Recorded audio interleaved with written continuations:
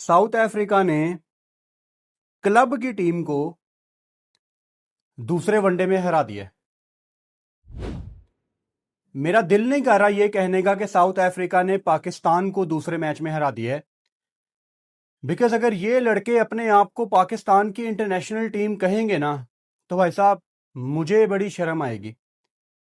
अगर मैच खत्म होने से 1.5-2 घंटे पहले ही आपको पता लग जाए कि आप हार गए हैं, तो आपको समझ जाना चाहिए कि कितने बुरे तरीके से आप हारने वाले हैं।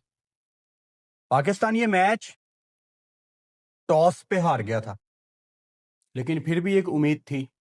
अब मैं यहां पे ये तो बिल्कुल नहीं कहूंगा मेरी क्या औकात, मैं यहां पे ये बिल्कुल नहीं कहूंगा कि मुझे इनसे ज्यादा क्रिकेट का पता है, बिल्कुल भी ऐसी बात नहीं है। लेकिन मुझे कंडीशंस थोड़ी सी रीड करनी आती हैं, और वो मैंने 12-13 साल इस फील्ड को देके सीखा है। पहले वनडे से पहले दोपहर को 2 बजे मैं लाइव था। मैंने बताया आपको कि बहुत विंडी कंडीशंस हैं। आज मोस्ट प्रोबेबली ड्यू नहीं पड़ेगी, ड्यू नहीं पड़ी।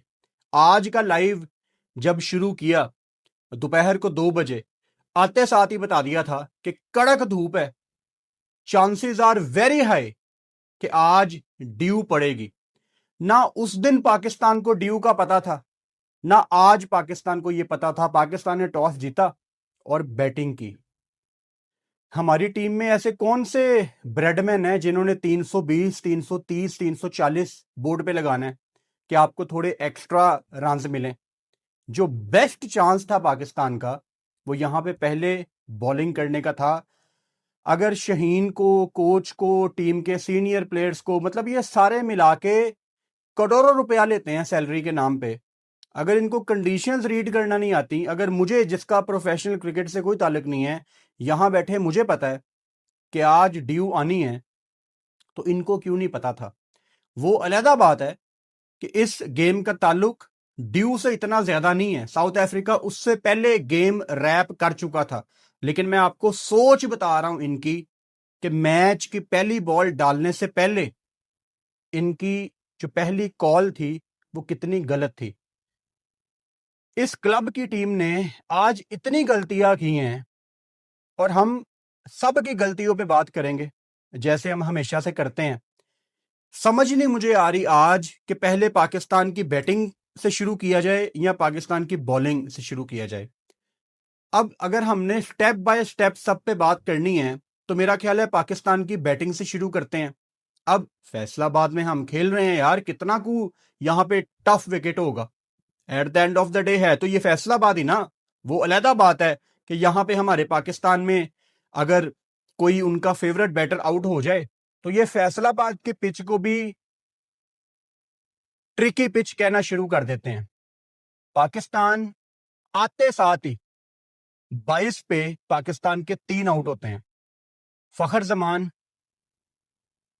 बाबर आजम, मोहम्मद रिजवान मैच शुरू होने के 27-28 मिनट में बाहर चले जाते हैं। क्रेडिट गोज टू बर्गर, जो 145, 146 पे वो बॉल कर रहा है।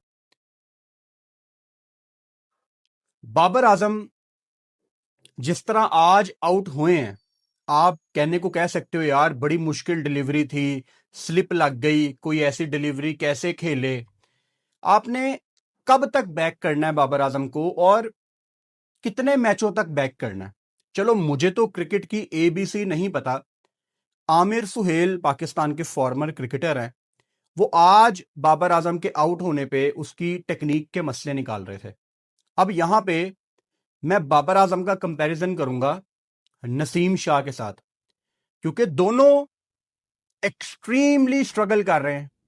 दोनों के पास मौका था डोमेस्टिक खेलने का, कायदे आजम ट्रॉफी चल रही है। जब आप किसी को टीम से निकालते हैं, बाबर को आपने T20 से निकाला था, लेकिन ऐसा नहीं था कि वनडे में उसकी बड़ी अच्छी फॉर्म लगी हुई है और T20 में सिर्फ रन नहीं हो रहे। He is out of form clearly. जब आपने उसको टीम से निकाला था और बगैर कुछ किए आप उसको टीम में वापस लेके आ गए, जब आपने प्रोसेस ही फॉलो नहीं किया, तो यार जस्टिस कैसे होगा? जस्टिस नहीं होगा। नसीम शाह जब आया था 145, 146, 148 डराता था वो बैटर्स को। 132, 136, मतलब आज नसीम शाह ने अपने पहले ओवर की जो आखिरी बॉल कराई है ना, वो उसने वेरिएशन करवाई थी, स्लो बॉल।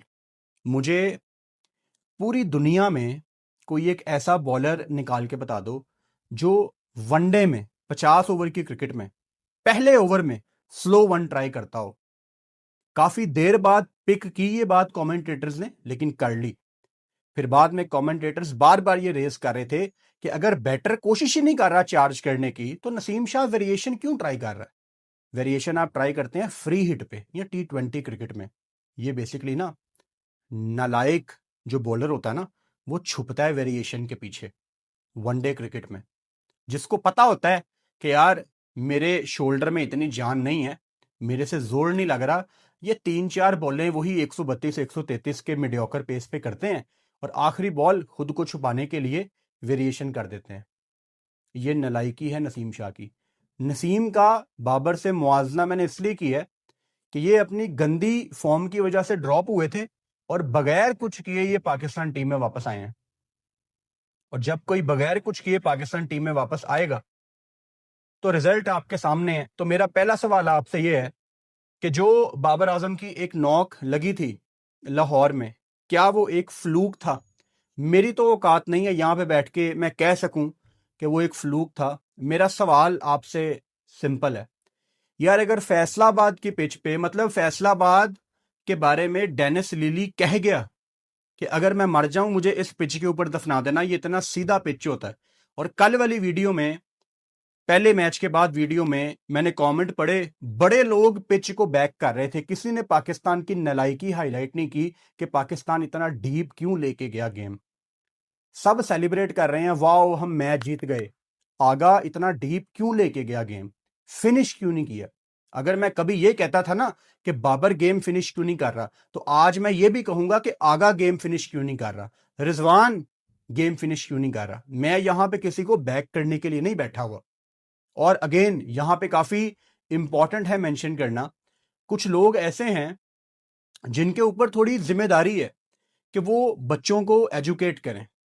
पाकिस्तान के यूट्यूबर हैं CBA, अरसलान नसीर। उन्होंने अपनी लास्ट वीडियो में मेरे बारे में बात कही, मेरा नाम लिए बगैर, कि जी वो कहते हैं अपनी वीडियो में कि जब बाबर आजम आउट होते हैं तो लोग क्यों चले जाते हैं। भाई लोगों की मर्जी, लोग जाएं, लोग बाबर को देखने आते हैं। ये भी उन्होंने मेरे बारे में कहा कि पता नहीं कौन सी खुन्नस निकालते हैं वो बाबर आजम के बारे में। तो अरसलान भाई, ना ही मैं उन घटिया इंडियंस की तरह हूं, ना वो चंद कुछ लोग जो पाकिस्तानी यूट्यूब पे बैठे हुए हैं जो अगर किसी से डिसएग्रीमेंट करें तो शक्लें बिगाड़ दें थंबनेल में या गालियां निकालें। मैं भी पढ़ा लिखा बंदा हूं अल्हम्दुलिल्लाह, आप भी पढ़े लिखे हैं, तो हेल्दी डिसएग्रीमेंट होना चाहिए। मैं आपको एडवाइस ये करूंगा कि पाकिस्तान में जो बच्चे हैं ना, ये ट्रैक से उतरे हुए हैं, इनको एजुकेट करो, इनको इंडिविजुअल्स को प्रेज करना ना सिखाओ, इनको पाकिस्तानियत सिखाओ। अगर आपके लाखों में सब्सक्राइबर है ना, तो उसको पॉजिटिव वे में यूज करो। क्योंकि मैं आपको 200 से ज्यादा आपकी वीडियोस दिखा सकता हूं जिसमें आपने बाबर आजम, रिजवान शाहीन को उल्टे उल्टे नामों से पुकारा हुआ है, आपने इनको बेशरम तक कहा हुआ है। तो एकदम से जो आप लोग अपने मूड स्विंग के अकॉर्डिंग ऐसी हरकतें शुरू कर देते हो ना, मुझे समझ नहीं आती कि मैं किस बंदे पे यकीन करूं। किसी दिन आप किसी और मूड में आते हैं सारे, किसी दिन किसी और मूड में आते हैं। लोगों को एजुकेट करो, बच्चों को एजुकेट करो कि आपने जब स्टेडियम में जाना है, मैं ये नहीं कह रहा कि कोई अपने फेवरेट प्लेयर को बैक ना करे। अगर कोई बाबर का फैन है, कोई शहीन का फैन है, कोई रिजवान का फैन है, आप जाओ अपने फेवरेट प्लेयर के नाम चार्ट पे लिख के लेके जाओ, I am all for it. लेकिन पाकिस्तान का मैच चल रहा है, लोग अपने फेवरेट प्लेयर के आउट होने के बाद बाहर जा रहे हैं, भाई साहब मेरे लिए इट इज एन एम्बैरेसमेंट। सारी दुनिया में पाकिस्तान के मैच की फीड जा रही है, इट इज एन एम्बैरेसमेंट। और अरसलान नसीर भाई, आप जैसे लोगों की जिम्मेदारी है अगेन लोगों को एजुकेट करना। मुझे नहीं पता कि आप यूट्यूब पे क्यों हैं, मुझे यह पता है कि मेरा मकसद यहां पे हमेशा ऑडियंस को एजुकेट करना होता है, चाहे कोई मेरे से एग्री करे या ना करे। तो प्लीज आप सब अपने रोल को समझें। अगर आपको कुछ लोग सुनते हैं रोज, तो उसका फायदा उठाएं और लोगों को पाकिस्तानियत सिखाएं।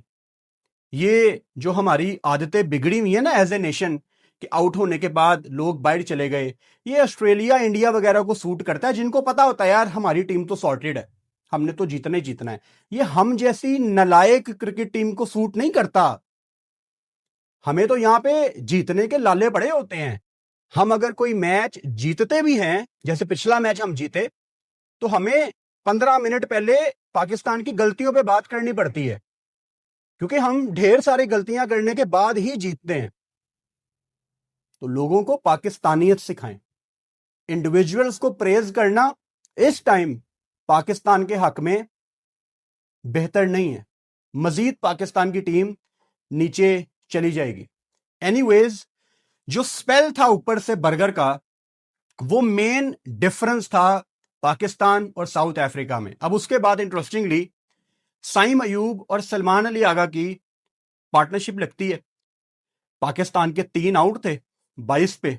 अब यहां पे सलमान अली आगा, अगेन 2 किस्म के बल्लेबाज होते हैं, मैं आपको हमेशा से बताता हूं, दुनिया में 2 किस्म के बल्लेबाज हैं।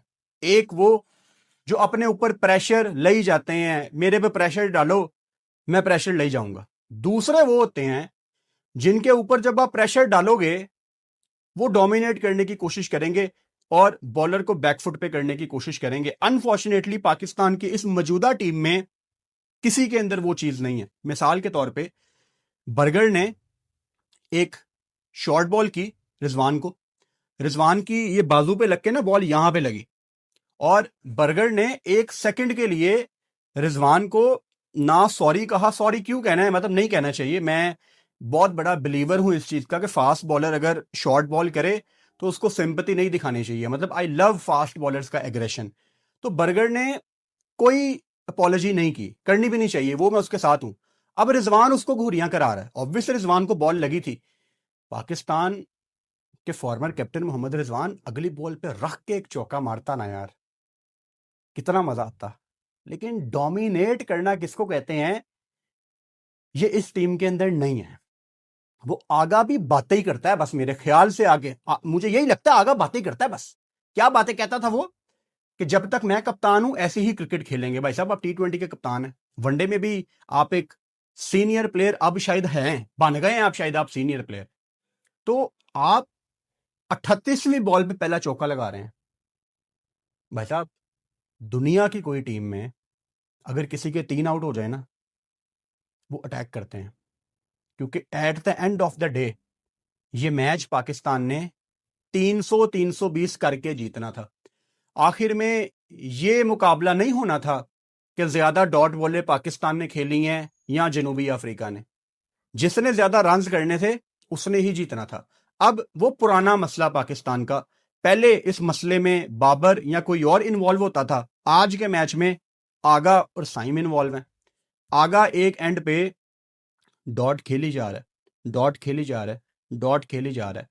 अब डॉट आगा खेल रहा है, लेकिन हमें नजर आ रहा था कि विकेट साइम की जाएगी, क्योंकि साइम वहां पे आई थिंक 61 बॉलों पे साइम ने 50 किया था। 3 विकेटें गिरने के बावजूद साइम ने 61 बॉलों पे 50 किया। तो साइम की 2 जिम्मेदारियां थी। नंबर 1, 3 विकेटें गिरने के बाद एक एंड रोकना भी है और रन्स भी करने हैं। अब आप कहें यार ये तो बहुत ज्यादा नहीं है, नहीं भाई साहब, दुनिया करती है। मतलब ये अभिषेक वगैरह या ऑस्ट्रेलिया का कोई बैटर ले लो, ट्रेविस हेड वगैरह, कोई भी यार दुनिया की टॉप टीम ले लो, आप उनके 2-3 आउट करो, वो उतना तगड़ा आपके ऊपर आते हैं। आप उनको बैकफुट पे करो, वो आपको पीछे धकेलते हैं। लेकिन यहां पे सिस्टम पुट है, यहां पे आप हमें जितना बैकफुट पे करोगे हम उतना दबते जाएंगे, चाहे वो कोई भी है। पहले बाबर करता था, कभी रिजवान करता है, आज आगा ने कर दिया। तो बस इनके चेहरे चेंज हो रहे हैं। मतलब उसके बाद आगा ने 50 किया, लेकिन यार उसकी आप नॉक देखो, 106 बॉलों पे 69, 38वीं बॉल पे पहला चौका आपको साउथ अफ्रीका ने यहां पे बैटिंग करके दिखाई। क्या था इस पिच के ऊपर? मतलब जब पाकिस्तान अपने शेल में गया हुआ है तो कमेंटेटर्स क्लियर कह रहे हैं कि इस पिच के ऊपर ऐसी कोई चीज नहीं मौजूद कि पाकिस्तान जितना फंस के खेल रहा है। मतलब उनका लेग स्पिनर यार पीटर, जिसने आखिरी ओवर कराया, मुझे नहीं पता आपने बॉल बाय बॉल मैच देखा कि नहीं, हम तो लाइव बैठे हुए थे, हमने एक एक बॉल देखी है। हाइलाइट्स में उनका जो लेग स्पिनर है पीटर, उसकी एक बॉल मुझे निकाल के दिखा दो जो स्पिन हुई हो। नया बच्चा यार, दो दो तीन तीन मैच खेले में है और उसको शेन वॉर्न बनाया हुआ है हमने।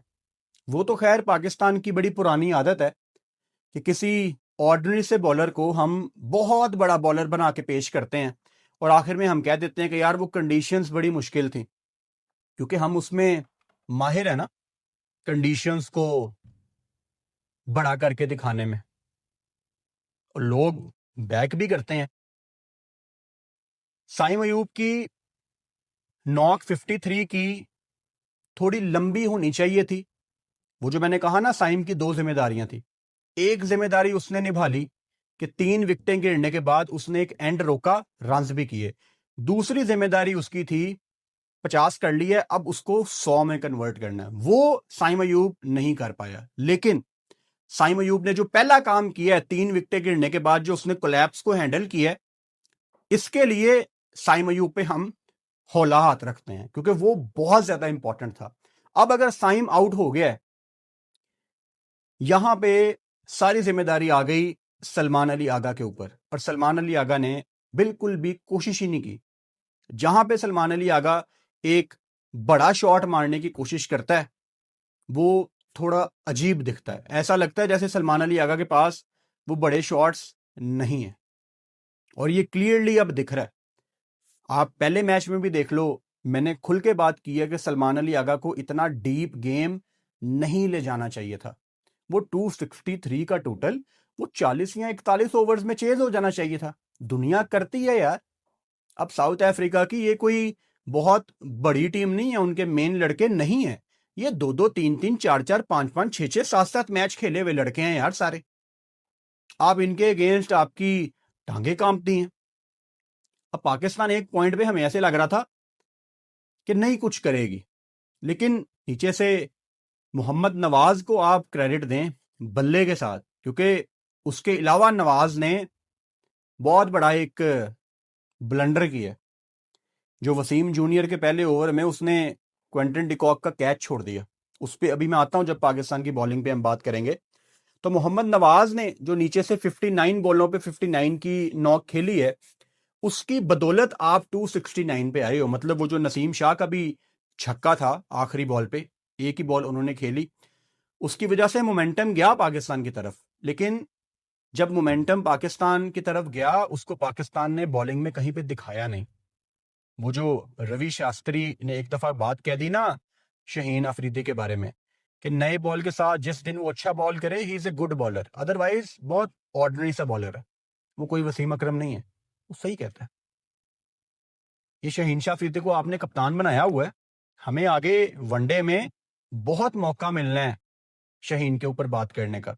शहीन ने आज पूरे बॉलिंग की 132, 133, 134। यार दिल पे हाथ रख के बताओ, शहीन करता था 132, 133 पे, एक उसका तुक्का लगता है जो वो 143 या 144 पे करता है। वसीम जूनियर को आज देखा आपने, 146.9, 145.3, और हम इसको खिला ही नहीं रहे थे। हम किसको खिला रहे थे? मीडियोकर नसीम शाह को, जो घटिया क्रिकेट खेल के बाहर हुआ है और बगैर कुछ किए वो पाकिस्तान टीम में आ जाता है। नसीम की गलती नहीं है, आकिब जावेद की गलती है, इनको लाने वालों की गलती है। जो भी आपके प्लेयर्स आउट ऑफ फॉर्म थे, हम यहां पे क्या कहते हैं, यार इनको डोमेस्टिक खिलाओ। यार डोमेस्टिक तो चल रही है, कायदे आजम ट्रॉफी इस टाइम चल रही है। आप किस मुंह से कल को किसी को कहोगे कि यार आप डोमेस्टिक में वापस जाओ? आपके जो जो बंदे स्ट्रगल कर रहे थे आपने सबको पाकिस्तान टीम में बुला के खिलाया है, वो भी होम सीरीज में। मतलब पिछले मैच में साउथ अफ्रीका ने अपने 3 डेब्यू करा दिए और होम सीरीज किसकी है? हमारी। पाकिस्तान ने आज 2 बड़े इंटरेस्टिंग चेंज किए थे, जो कि अभी तो यही साबित हुए हैं कि बुरे चेंज थे। फहीम अशरफ अंदर आए, अबरार बाहर हुआ, हसन नवाज बाहर हुआ, वसीम जूनियर अंदर आए। मतलब आप अगेन, मुझे पता नहीं कितनी दफा ये बात कहनी पड़ेगी कि पाकिस्तान को ना गोइंग फॉरवर्ड डिसाइड करना पड़ेगा फहीम और नवाज में से एक। हालांकि फहीम ने भी बड़ी अच्छी बैटिंग की, लेकिन यार या तो पूरा बैटर डालो या पूरा बॉलर डालो, इन दोनों में से कोई एक होगा। आपकी बैटिंग इतनी लंबी है, इतनी लंबी है। मतलब देखो, नसीम, वसीम जूनियर, शहीन, आपके फ्रंट लाइन बॉलर्स तो 3 ही है ना। आप 3 मेन बॉलर्स के साथ जाते हो। मैं मानता हूं कि ठीक है, नवाज ने आज को इतनी अच्छी बॉलिंग नहीं की, लेकिन नवाज अच्छी बॉलिंग कर लेता है एट टाइम्स। थोड़ी सी पिच से उसको सपोर्ट चाहिए होती है, लेकिन Nawaz versus a full bowler, चाहे वो स्पिनर है चाहे वो फास्ट है, हमेशा जो फुल बॉलर है ना उसकी वैल्यू अलहदा होगी। आप जबरदस्ती क्यों कोशिश कर रहे हो किसी ऑलराउंडर से पूरा काम निकलवाने की? ऐसी क्या जिद है? आप वेस्ट इंडीज जाके 2-1 से सीरीज हार के आए, आप वहां पे 3 मेन बॉलर खिला रहे थे। आप यहां खिलाओ ना अपनी पूरी बॉलिंग यार। खैर, ये मैच पाकिस्तान बेसिकली अपनी बैटिंग में ही हार गया था। मतलब 270, वैसे तो आपको वनडे क्रिकेट में देख के लगता है कि यार बड़ी फाइट होनी चाहिए, लेकिन भाई साहब इस पिच पे यहाँ पे साउथ अफ्रीका की आज अगर पहले बैटिंग आ जाती, मेरा ख्याल है 340 या 350 इन्होंने करना था। और अगेन, जो मैंने वेदर की आपको शुरू में एग्जांपल दी ना, इनको कंडीशंस पढ़नी नहीं आती। शहीन शाह अफरीदी ने टॉस में पता क्या बात कही कि लास्ट मैच में फर्स्ट इनिंग्स में विकेट थोड़ा बेहतर खेल रहा था और ये फट्टे पिच हैं।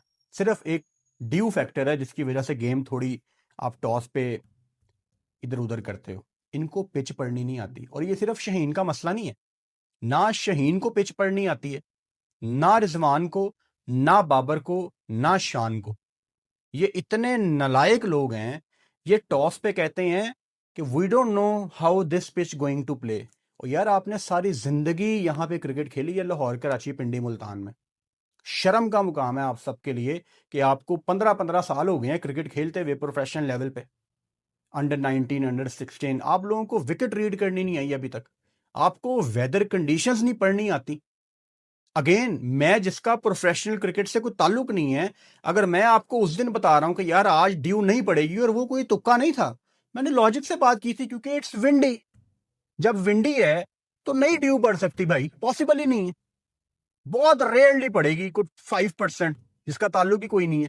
आज 2 बजे से मैं कह रहा हूं भाई आना ही आना है यहां पे ड्यू ने। आप तो खैर ड्यू से पहले ही गेम से बाहर हो गए थे। मेरा आज माउस काम नहीं कर रहा, तो ऐसे ही हाथ से ही हमें काम चलाना पड़ना है। तो पाकिस्तान की बॉलिंग पे अब मैं आता हूं। अच्छा, एक और चीज पहले डिस्कस कर लें। पाकिस्तान ने आज हसन नवाज को ड्रॉप किया, and it was always on the cards. हम ये बड़े दिनों से डिस्कस कर रहे हैं कि हसन नवाज के बारे में लोगों ने बात करना खत्म कर दी है, तो वो ड्रॉप होगा। और अब कोई उसको टुल्ला कह रहा है, और महीना पहले वो आपकी टीम की मिडिल ऑर्डर की जनरेशनल टैलेंट था। हमारे कप्तान क्या कहते थे? He is generational talent. क्या बात है यार, जनरेशनल टैलेंट। टीमों ही बाहर ਕੱਢਦਾ ਤੁਸੀਂ। पहले T20 से नंबर चेंज किया और नीचे किया, ड्रॉप किया, वापस लाए और नीचे किया, अब वो वनडे से भी बाहर है। आपके बेसिकली वनडे में ना, एक बात आप समझ लो, आपके जो पहले 5 हैं वो कौन है? फखर साइम, एक आधा अल्लाह ना करे अगर कोई इंजर्ड हो जाए तो अलहदा बात है, लेकिन 2027 को मद्देनजर रखते हुए आपको आपके पहले 5 बता रहा हूं। फखर, साइम, 1 डाउन बाबर, चौथे नंबर पे रिजवान, 5वें नंबर पे आगा। आपके जो पहले 5 है ना, ये फिक्स हैं, और ये फिक्स होने चाहिए। आपको ढूंढना है छठा और सातवां। और छठे नंबर पे मुझे हुसैन तलत कोई इतना ज्यादा समझ नहीं आता, अगर आपने उसको गोइंग फॉरवर्ड छठे पे ही ट्राई करना है, बट वनडे फॉर्मेट उसको सूट करता है, तो आई वुड लाइक टू सी कि वो आपको डाउन द ऑर्डर क्या ऑफर करता है। लेकिन 7वें पे भाई साहब आपको चाहिए अब्दुल समद, इरफान खान, न्याजी टाइप तो आपको पहले 5 साइड पे करने हैं, उसके आगे आपको देखना है। फ़हीम अशरफ के भी इंपॉर्टेंट रन्स थे आज। पाकिस्तान की बॉलिंग पे आ जाते हैं।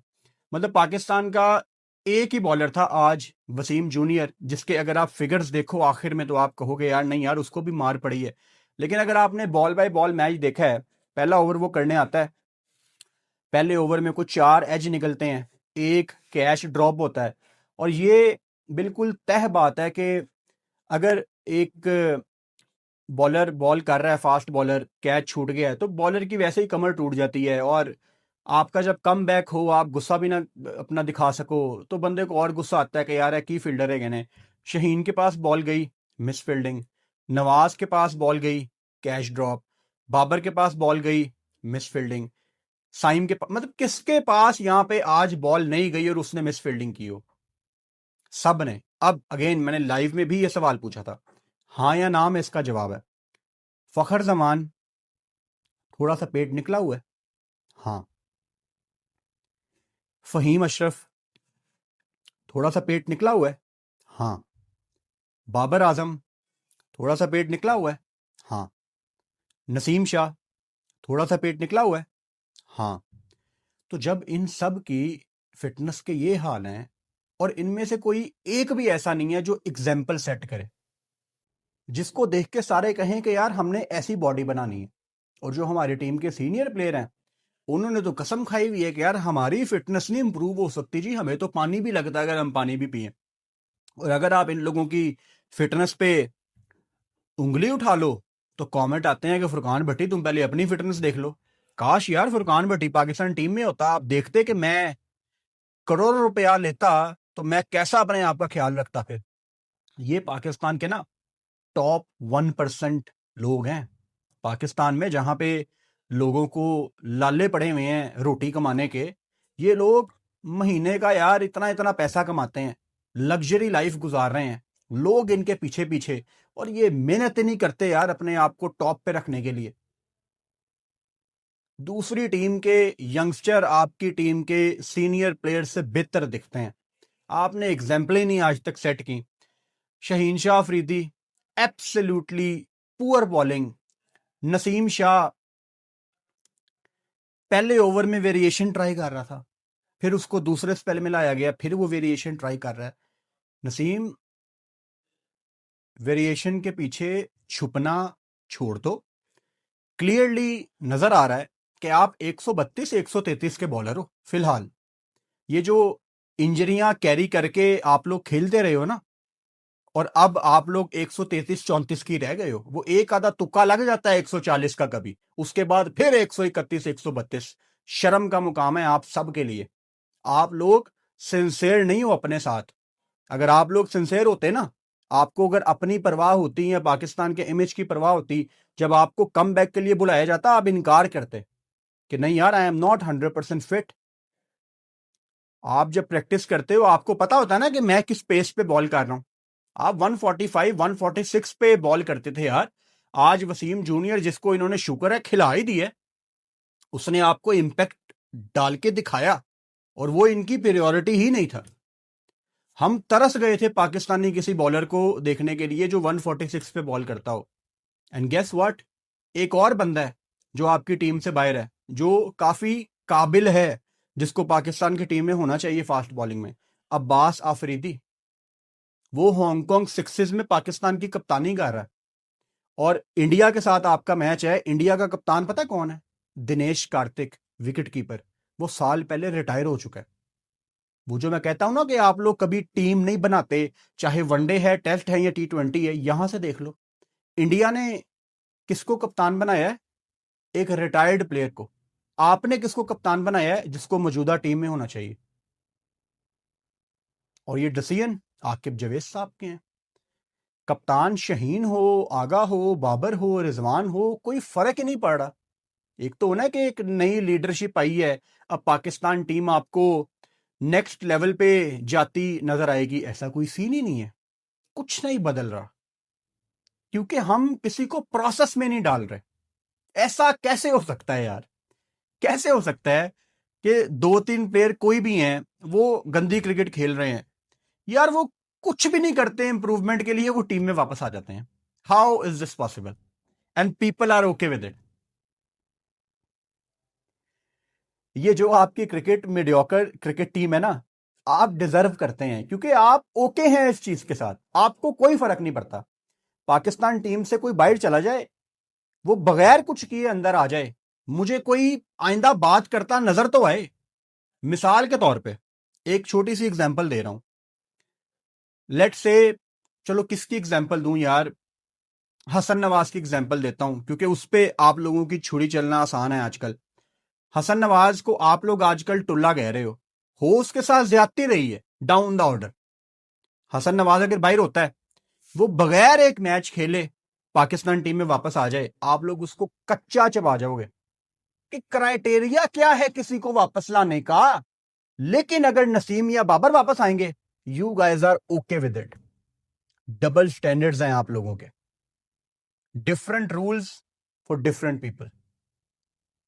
आप लोगों ने अपने अपने फेवरेट प्लेयर चुने हुए हैं, आप सिर्फ उनको देखने ग्राउंड में जाते हैं। और आपके पाकिस्तान के यूट्यूबर्स भी इस सोच को बैक करते हैं, अगर किसी चीज की किसी को परवाह नहीं है तो वो पाकिस्तानियत है।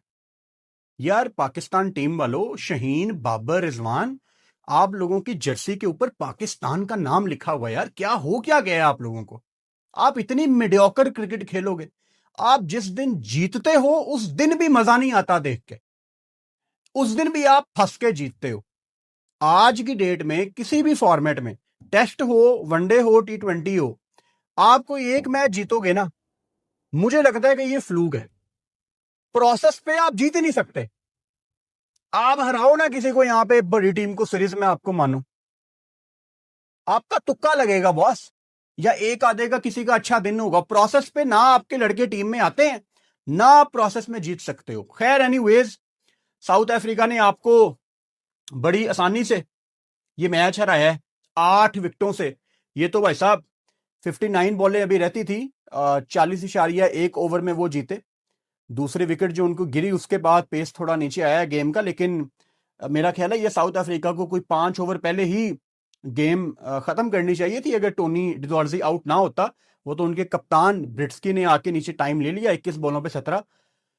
क्विंटन डिकॉक अपना कम बैक कर रहे थे, पता नहीं रिटायर क्यों हुए थे, वो रिटायर हो गए थे बाय द वे, वापस आए 50, 100। और क्विंटन डिकॉक की 119 बॉलों पे 123 रन की इनिंग्स में 7 छक्के भी शामिल हैं। बैटिंग टोनी डिजॉर्जी भी बड़ी जबरदस्त करके गया है, 76। तो जो टोनी डिजॉर्जी 76 करके गया है ना, वो क्विंटन डिकॉक के 100 से कम नहीं है। और आगा जी देखें, ऐसे बैटिंग करते हैं, ऐसे डोमिनेट करते हैं, लेकिन नहीं, हमें शेल में जाना है, हमें फंस के खेलना है। बातें हमसे बड़ी बड़ी करवा लो कि जब तक मैं हूं हम ऐसे ही डोमिनेट करेंगे, और जब मौका आता है तो यहां पे सारे सिर्फ टुक टुक टुक खेलना चाहते हैं। या तो ये सारे इस काबिल नहीं है, या तो भाई साहब इनमें दम नहीं है। अब पता नहीं क्या चीज है, लेकिन कुछ ना कुछ तो है। 1-1 से सीरीज बराबर है, सुनहरी मौका था आपके पास, आज जीतते, सीरीज रैप करते। आप सीरीज में रिजल्ट भी गंदे प्रोड्यूस करते हैं, फैसल अकरम वगैरह को गेम भी नहीं देते, तो क्या अचीव करेंगे आप? मेरा ख्याल है अगर किसी ने कुछ अचीव किया है तो वो फैसलाबाद के लोगों ने ही किया, जिनको 17 साल के बाद इंटरनेशनल क्रिकेट मिल गई है, वरना मुझे लग नहीं रहा कि हमने कुछ अचीव किया है। Very well played south Africa. अब फाइनल है जी आपका सैटरडे को, तो फाइनल में इंशाल्लाह देखते हैं, करेंगे बात फाइनल पे भी। ख्याल रखो अपना, गुड नाइट।